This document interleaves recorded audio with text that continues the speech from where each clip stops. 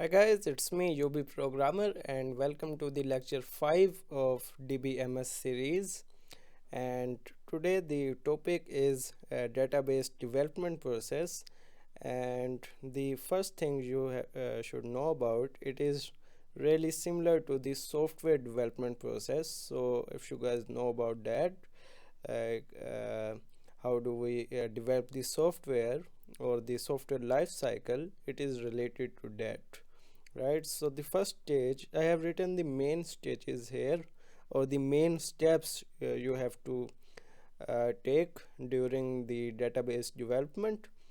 And the first step is requirement analysis. We will spend a lot of amount on this step, and then we will design the database conceptually, which will be the conceptual schema of our database. Then we will implement it by using some DBMS, and then obviously the maintaining phase will be there throughout the life cycle of that database, right?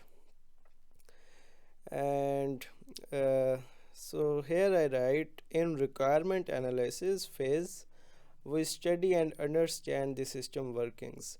So what is this system? This is the system or the business for which you are developing your database, right? So there will be an existing system for most of the cases for which you have to develop a database, right? So to understand that system or that business, mostly we use data flow diagram, which is also short for DFD.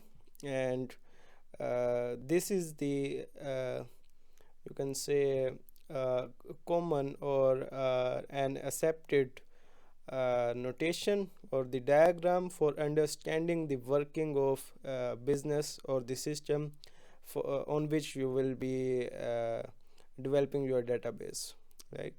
So that was it for the lecture 5, and I will meet you in the next video. Thanks for watching.